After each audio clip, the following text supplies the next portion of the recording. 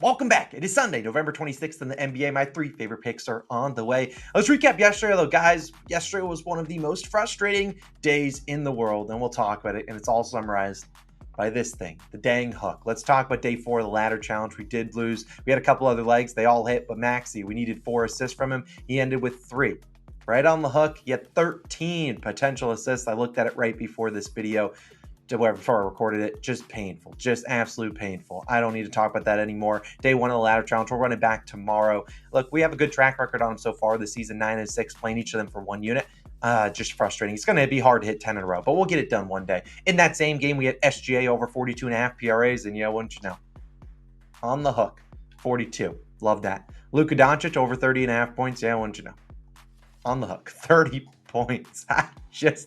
I laugh in pain because I don't know what the statistical chances of landing on the hook and losing all 3 of our plays like that, but it is what it is, guys. We're going to move on. Like I said, day 1 of the ladder challenge, we'll run it back on Monday. I know you guys love it, and there's going to be a lot of haters out there and blah, blah, blah. And look, you don't have to till the ladder challenge if you don't want. And I know a lot of people on Bet365 are still climbing because they had Maxey for 3 assists. Now, I'm not doing any more assist props. It is what it is. We're going to points and rebounds. Probably a lot of points going forward. But let's dive into today's picks. We got 3 of them. It's Sunday. Sunday's NBA slate is always really weird, so really a little bit cautious. Only all 1 unit plays today. I will, at the end of the video, have a Parlay play entry. It's one of our sponsors here. If you are new to Parlay play, they do have the same sign-up feature like we have a bunch of other things. If you use code COS, you get 100% deposit match up to $100. My coolest feature about Parlay Play, they have a similar payout to every other, daily fantasy app, but my coolest feature is that they let you lower lines. So for one time a day, you can lower a line. So for today, you'll see in my entry at the end of the video, I lowered Jokic's assist down from 10, which is what it is on all daily fantasy apps, down to 9.5. Obviously, gives you a better chance at cashing. So we'll talk about that at the end. A reminder, use our code COS or the top link in description. You get 100% deposit match up to $100. Also, 2 NFL videos are live on the channel. We have not only a best bets video posted just an hour or so ago, but we also have a parlays video we posted yesterday afternoon. So go show them some love. But let's dive into today's picks. The first pick is going to be my favorite play. If it weren't a Sunday, this will be a bigger play. We'll talk about Desmond Bane over 21.5 points, minus 125 on BetMGM. Now, I'd honestly play this up to 23.5. This is my most confident play of the day. However, look, it's a Sunday, and I'm not betting 2 units or 1.5 units on any game because anything can happen. Sundays are always weird. There's always tons of blowouts and tons of underdogs winning left and right. And honestly, an underdog I wouldn't mind see winning would be probably the Grizzlies, which have no business beating the Timberwolves, but that's just how the NBA works on Sunday. So, like I said, I played this up to 23.5. I think Desmond Bane clears this pretty easily. I'd put more on it, but I don't want to risk more than 1 unit on this certain play. But let's talk about Desmond Bane, who so far this season been pretty good, averaging 24.3 points per game. He scored 22 plus points in 10 of 15, pretty much clearing any line that this line will be at in all those games. He has not gone back-to-back games going under this line. And last game, only 6 points.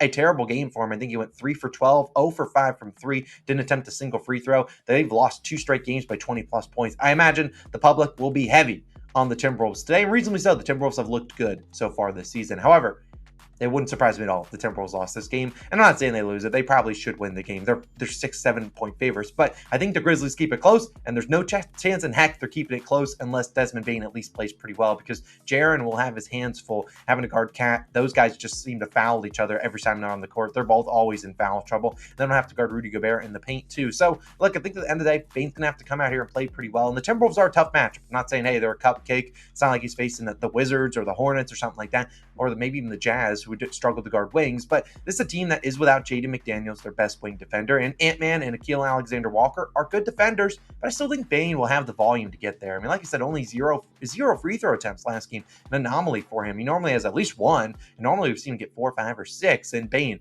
has scored 20 plus points in 4 of his last 5 versus Minnesota, 20 plus points in 3 straight at home against Minnesota. The volume is going to be there. I can't guarantee you how many times he shoots, but I'd probably be pretty confident he shoots at least 15, maybe 20 times tonight. If he makes he clanks him up, whatever, but he just already had a terrible game. I love betting on bounce back, guys. It's not the greatest matchup for him, but look, he's going to need to score. It's not the greatest matchup for his teammates either. Bane's going to have the ball in his hands a ton. I think he bounces back here today, maybe gets 25 plus points. So give me Desmond Bane, first pick of the day, over 21.5 points. Now, my second pick is going to be another popular one, I imagine. It's Jason Tatum, over 29.5 points, minus 120 on BetMGM. But Tatum, I'd honestly play up to 30.5, 31.5. I think Tatum, when you see him at big games, he normally gets in the 33 to 35 range. And this is a great spot for him. They're back at home taking on the Hawks. And while this game could be a blowout, the Hawks on a back-to-back, the Celtics have been really good at home.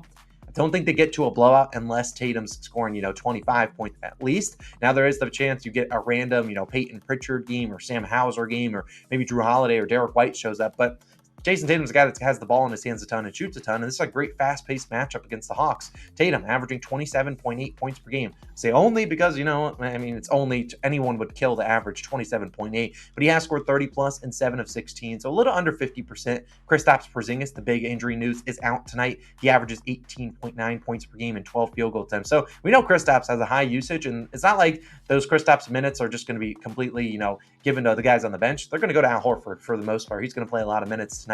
And this is a guy in Al Horford we know, not a very high volume guy. We know Kristaps, when he gets the ball, he ain't afraid to fire it up from 40 feet deep. That's just a guy, he's confident in his shot. Props to him for having the confidence. But Al Horford, not really that. And we saw last season, when the same kind of system, we saw Jason Tatum kind of score like average 31 points per game at home. He was really good. And we've seen him play well against the Hawks, especially at home. His last 5 games at home versus Atlanta, 32, 35, 25, 38, and 33 points, going over in 4 or 5. His last game against Atlanta in general, that was in March in Atlanta, 34 points in that game, had like 15 rebounds too. Look, the Hawks, they don't play defense. They go fast, they run fast, a lot of possessions, and a lot of opportunities to score. I really like Tatum tonight. I considered a parlay of Tatum for 25 and Brown 20+, but I'll just stick to relying on Tatum. I think if he gets to 25, we have a good chance of him getting to 32. So give me Jason Tatum when he shoots 20 or more times, which he's done 9 times this season, 30+ in 6 of those 9. I think he attempts at least 20 shots tonight. I don't really think the Hawks have a great matchup for him. I think they put DeJounte Murray on Jaylen Brown.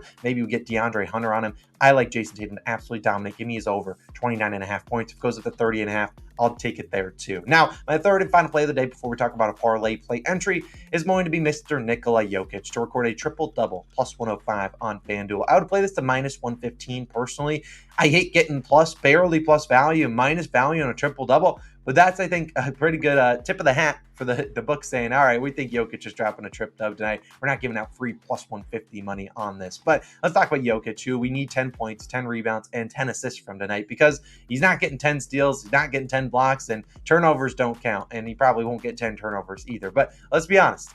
Check it off on your bingo square. Jokic is a free square to score 10 points tonight. That's minus 300,000. He's going to do that. And if he doesn't do that, then he ain't scoring and getting 10 revs or 10 assists. That just not happening. That's just how it works. But San Antonio, also a team that allows the 3rd most rebounds per game. I'm pretty confident Jokic grabs 10 boards tonight. If you look at his track record against San Antonio, not the best rebounding history, but with this team with Wembanyama, Vassell, and Johnson, those are the guys that pretty much shoot it every single time. Jokic isn't guarding any of those guys. So he'll be down there in the paint guarding Zach Collins. We've seen a lot of centers dominate this rebounding matchup. He should grab 10 rebounds. I'm pretty confident there. If that's how we lose, whatever, I'll live with it. But I think this comes down to the assists, which over 9.5 assists, which is about minus 145 on almost every single book. And we've seen Jokic, 10 assists and 3 straight for San Antonio.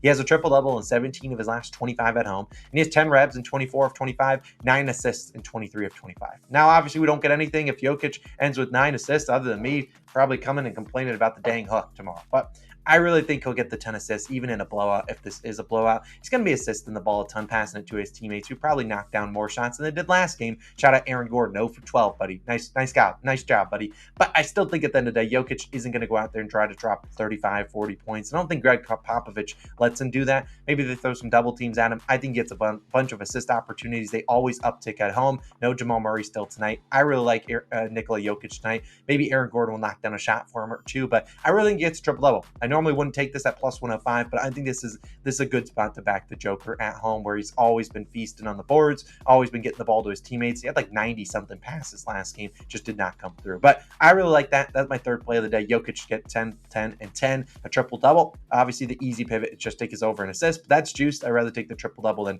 take an over 9.5 assist prop at minus 145 when we know he's scoring 10 points, and I'll take my chances with him grabbing 10 rebounds against the Spurs. Even if it is a blowout, he's probably grabbing 10 boards because there's a lot of missed shots. But that's going to do it. Our parlay play entry is just a combination of the 3 picks I already talked about. Like I said, I reduced Jokic from 10 assists down to 9.5, something you can do once a day on parlay play. I got Jason Tatum in there, and then Desmond Bane, his line was 22 flat. Like I said, I like Bane at 22.5, 23.5. I think Bane has a big day. So $20 turns into 100. I'll take my chances there. I think we got a good chance at cashing that. Reminder, if you are new to parlay play, use our code COS or the top link in the description. Get a 100% deposit match up to $100.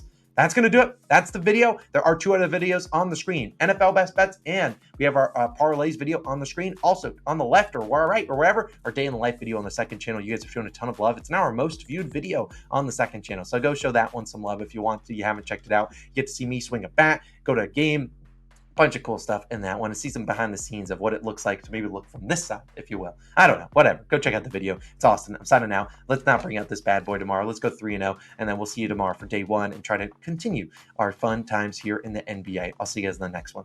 Peace.